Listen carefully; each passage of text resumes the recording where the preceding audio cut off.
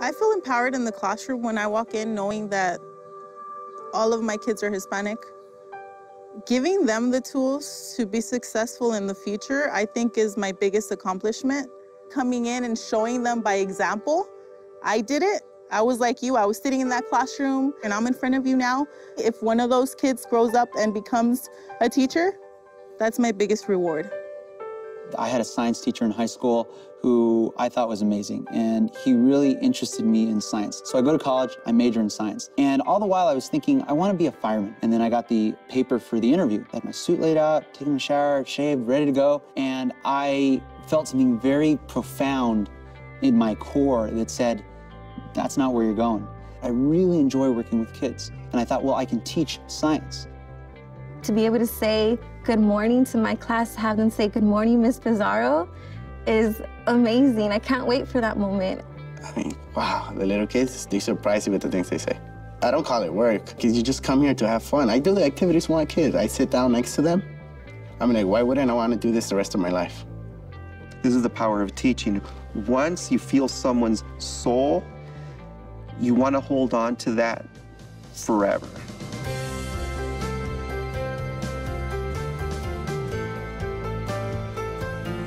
We're here to recruit the next generation of great educators. I desperately want our teachers and our administrators to look like the great diversity of our nation's students. Our country's classrooms have far too few Hispanic teachers. 20% of all public school students today in our country are Latino. The less than 2% of America's teachers are Hispanic males. That's less than 1 out of 50. I worked with David Mena for approximately 10 years. Yeah, I was living at home. Our door was falling apart. And I said, you know, hey, tell me how to fix a door. He said, sure. After work that day, we bought a door. He brought his tools, and he helped me change the door. I was in 5th grade when my father died. David Mena was the first person to go out of his way, barely knew me, put tools in my hands, and showed me how to do something. So now I can do it for myself. I can't tell you how many times I've had kids in my 5th grade class tell me, you're the first male teacher I've had. So knowing that has made an impact on my life. I've learned from my students, too.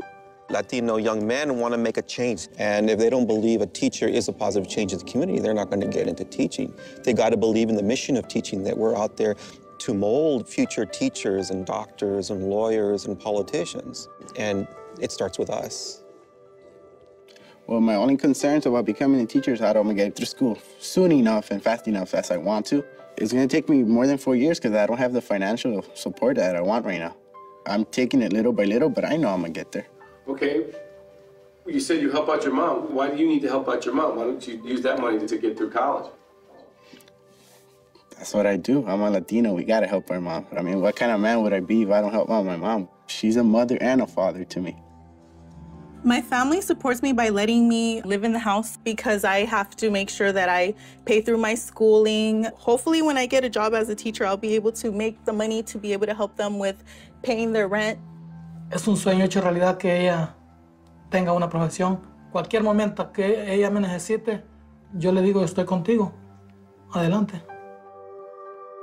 I would say what's in my way right now is money to pay for school and to help my family out as well. It's a juggling act that I've had to do. My dad he wasn't really happy with it at all. With him, happiness comes with money. And growing up, we didn't have a lot of money. So of course, his goal for me was to become a doctor, become a lawyer. This May, I'm gonna be the first person in my family to graduate from a four-year university. So it's a big milestone in my family, and I think he'll be really proud of me. Actually, I hope he's very proud of me, so we'll see. Oh no, I'm sorry. I'm getting teary-eyed. Okay, I'm sorry. Did I ruin it? I'm so sorry, I'm so sorry. Why does it make you teary-eyed? Because it took a long time, and there wasn't an example for me to say, okay, you can do this. I just hope that my younger brother and my younger sister see what I'm doing and know that they can do it as well. So. Del orgullo que sentimos por ella, la misma felicidad de que ella al fin va a lograr lo que tanto ha soñado. Las lágrimas lo traicionan a uno.